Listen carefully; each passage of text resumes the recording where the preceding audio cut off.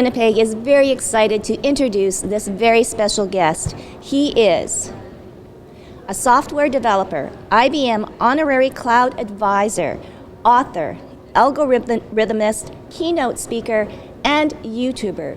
And he happens to be only 13 years old. Please welcome Tanmay Bakshi. Tanmay, I couldn't memorize all the titles, and I think you have another one to add to the list? Yes, cognitive developer. I work with cognitive computing and cognitive technologies like IBM Watson. Oh my goodness. All right, okay, so it's like dumbing it down for 101 on computers. Yes. Age 5, you were coding. So for some of us out there, what is coding? Well, coding is essentially writing down instructions, a list of instructions for computers to be able to do anything. Because if you think about it, computers are dumb. They can't do anything. In order to make a computer do something, you need to tell it exactly what to do when something happens, or if something else happens, you have to do this, you have to tell it exactly what can happen, and computers need to know everything beforehand. They cannot create things like animals or humans can. And so that's what coding essentially is. Wow, now your dad happens to be a computer programmer, yes. So I guess a special bond was soon developed. Age 9, you created your own app? Yes, my first iOS app, T-Tables, which helps you learn your multiplication tables, was accepted into the iOS App Store. In fact, on Valentine's Day of 2013. Okay, so I was doing a bit of snooping about you, and I'm interested in this Watson and this whole face recognition and getting into high secure areas. Yes. Well, essentially, before I begin, though, I'd have to kind of explain what Watson is in the first place. And in order to explain what Watson is, I'd have to explain what cognitive computing is. So, essentially, cognitive computing is a technology that allows computers to learn like animals. Mm-hmm. As I was saying before, computers are dumb. They can't do anything. They can't learn like animals can. But cognitive computing is trying to change that and allow computers to essentially learn like animals. So, a really small example could be, let's say you have a pet dog, right? Mm-hmm. And he does something that you don't like. You give him a negative consequence, like timeout, and he doesn't like that. And so in his mind, he's creating that link that, hey, this action leads to a negative outcome, so I'm not going to do that again. But when he fetches a stick or does something nice, you give him a reward. And then he makes that link in his mind that, hey, fetching a stick means good consequence. And so whenever the situation arises again in the future, I will, try and fetch the stick. And so he's able to learn those. And let's say he repeats a mistake once or twice, that link in his mind gets strengthened, and he makes sure never to make that mistake again.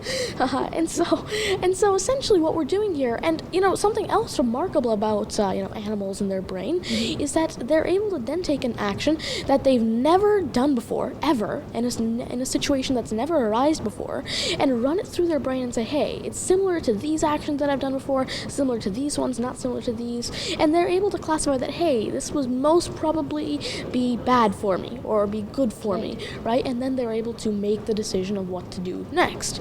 And so that's what we're trying to bring to computers in order to be able to make computers make decisions for themselves, which is what IBM Watson is trying to do.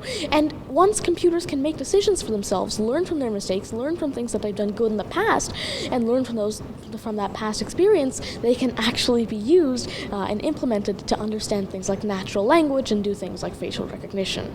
Wow, so are we going down a slippery slope? Are we going to be soon replaced by computers built by Tanmay? Well, this is actually a question that a lot of people get asked in the cognitive computing field generally, that will everything be replaced by computers? Well, I'd have to say no, because if you think about it, that's why it's called artificial intelligent. Computers aren't actually intelligent, they're artificially intelligent. They've been created by humans, so I don't think it's going to be very possible to actually have computers that are smarter than humans. Instead, artificial intelligence and this sort of cognitive computing should be used to enhance the intelligence of other humans and animals, etc. My goodness, I am talking to a little Einstein. Okay, so let's now talk about yourself, the journey that you've been on in the last few years. When do you have downtime, and when are you actually just a plain old 13-year-old? Well, if you're asking what I like to do apart from coding, well, might shock you, but I actually do some other stuff apart from coding, which, I mean, I like to do things like table tennis, biking is good, but then again, in Canada, the weather sometimes doesn't allow for that. Things like flying kites is fun, recording YouTube videos. Yes. As you know, you said, I'm a YouTuber as well. I have a YouTube channel where I like to share my knowledge with over like 4,300 subscribers and over 106 videos. In fact, most of these videos are about cognitive computing, how you can use them in your applications. In fact, not just how you can use IBM Watson and how you can implement your own custom machine learning algorithms with things like neat algorithms to evolve machine learning algorithms and neural networks. It's really interesting. And of course, I do some basic stuff on my YouTube channel as well with Swift and iOS apps and just a lot of different stuff, even math and science as well. You know what? I'm not a real good kid with math, but you make it sound exciting. So you're going to have an interactive session now with some kids. I guess, how do you inspire them? Like us adults, we kind of know, like we aren't really inspired by people like you, but how do you inspire kids your age?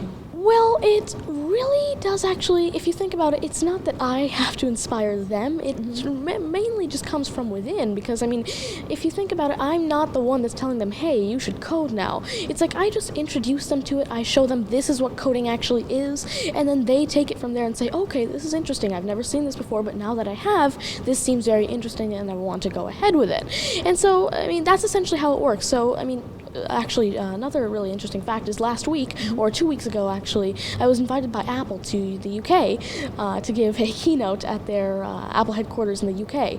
And so essentially what happened, and so this was in London, and I was also invited to have a session and workshop as well as keynote at the Halcyon London International School. And so there were around, I'd say, 15 to 20 kids there in the workshop, and I just showed them, how you can create a Bluemix account, how you can train Watson, how you can create an iOS application with Watson, and how you can test Watson and improve Watson's performance. And so they had actually, most of them had never coded before, and so essentially they were terrified of coding. They just heard the name coding and they were terrified. But once I had actually shown them an example of how you can code and given them the opportunity to take a look at it, they were actually quite interested, and now most of them are actually starting to get into coding. They actually contacted me on my email. I'm helping them out personally, one-to-one, and of course I think that if it comes from within, then you'll be able to code very nicely.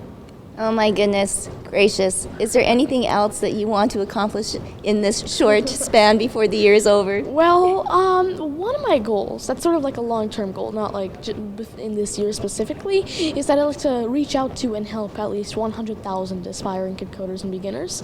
And in fact, I'm actually around 2,850 people there already. Oh my God. All right. Well, maybe our future Prime Minister, but definitely, we are inspired by you, Tanmay. Thank you so much. Thank you. And you know what? We do have an opening at Shaw TV in our master control, and I think we could use you. Oh, thank you. I'd be glad.